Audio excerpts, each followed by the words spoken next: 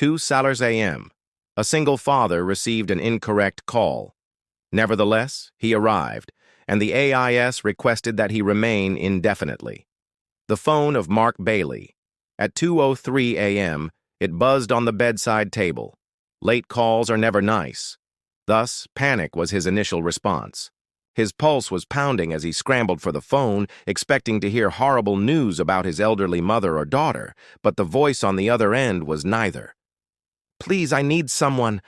I don't know who else to call," was uttered in a trembling, perplexed murmur. Then there was quiet. No address, no name, and an incorrect number. Most people would have gone back to sleep, but Mark wasn't one of them. Mark, a 38-year-old mechanic and the unmarried father of Gracie, a witty 10-year-old, had always followed one simple rule. Asking where someone is in trouble is more important than asking why. Consequently, he called the number again. He tried, tracking it, but got no response again. ID on the burner phone was jumbled. Ultimately, he followed the call to one of the historic houses on Hollow Ridge through a contact at the station where he worked as a part-time volunteer. Rich, private, and untouchable. However, without anticipating anything, Mark put on pants, wrote a letter for Gracie, and drove through the fog. Perhaps someone was intoxicated, or perhaps it was a practical joke. However, the front gate was wide open when he got there. The mansion was the type you see in magazines, but you never set foot in Pillar's ivy silence. In the foyer, behind a chandelier larger than his entire living room, sat a woman crying and wearing silk pajamas. She looked up in shock at first. Her hair was a mess, and mascara smeared her cheeks. With a hushed voice, she stated, "You are not the nurse." Mark said, "No, you called me."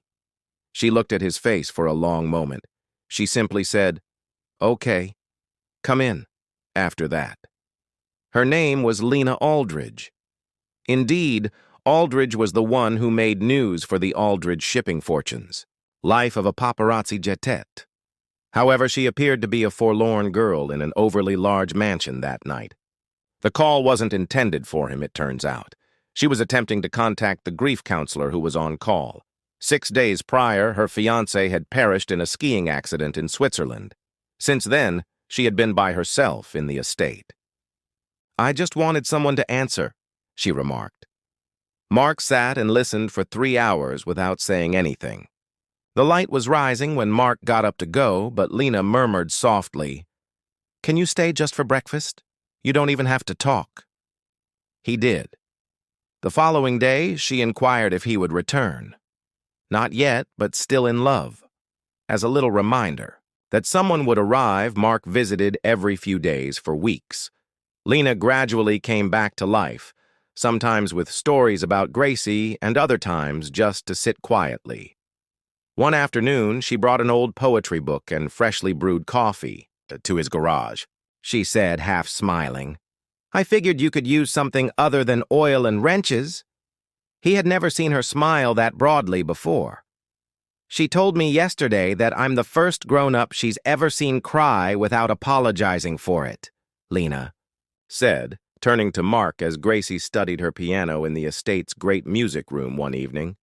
"She thinks that makes me brave," Lena added, "but I only got brave when you walked in that night." Mark was at a loss for words. At start, there were no flowers or fairy tales, and it wasn't a love story. It involved two broken individuals supporting one another in tiny, obstinate ways, yet kindness gradually fills the gaps like water. "I know I was a wrong number," Lena remarked, almost laughing, as she stood at the threshold one spring evening while Mark packed up Grace's overnight bag. "But it doesn't feel wrong anymore." Mark glanced at her before turning back to the house, which had grown almost familiar. Lena then stated it. "Will you stay, in fact, forever if you so choose?" From the rear seat, Gracie said, "Only if we get pancakes every Sunday." Everyone laughed, but nobody objected. The mansion doesn't feel deserted today. Muddy shoes at the door and Gracie's artwork on the refrigerator are on display. Lena's laughter filling the room and Mark's tools in the garage. They continued to give the incorrect number to others they met. However, in actuality, it was the right decision, because occasionally it only takes one person to decide to attend even though they are not required to. On the first Sunday following their official move-in, Mark woke up to the sound of Gracie singing an off-key 80s pop song and the stench of burnt syrup. Occasionally, making the incorrect call marks the start of things going well. Lena was in the kitchen, trying in vain to flip pancakes without them clinging to the ceiling while wearing one of Mark's old flannel shirts over her silk pajamas. Gracie proclaimed herself the protector of the breakfast land while standing on a stool and brandishing a spatula like a sword. Mark sat in the doorway with his arms folded and his heart full. This was noisier, dirtier, and much more beautiful than he had imagined his life would be.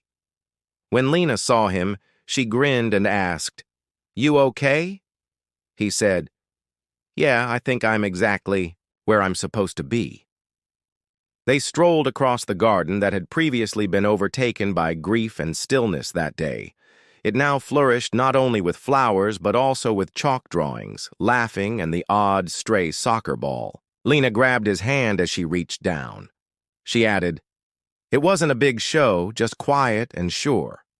If someone had told me the man who saved me would drive a rusted pickup, wear the same 3 t-shirts on rotation, and bring me peace in silence, instead of promises, I would have laughed."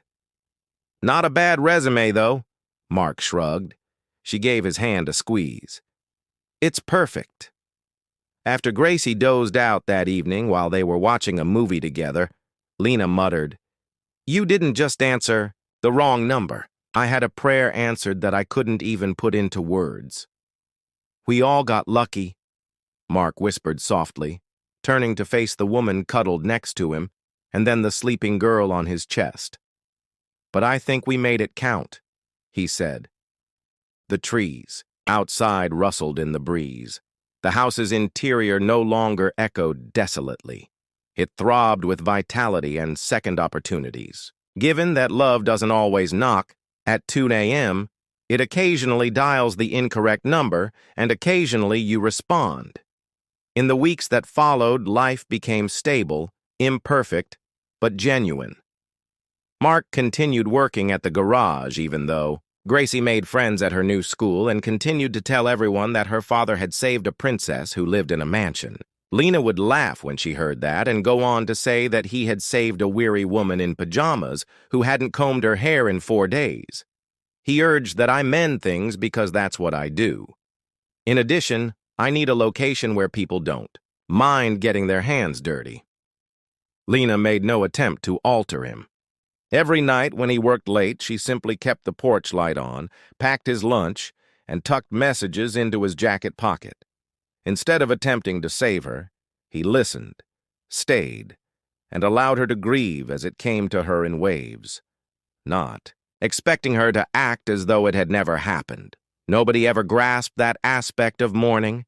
It doesn't disappear, it simply fits into the life you lead after that.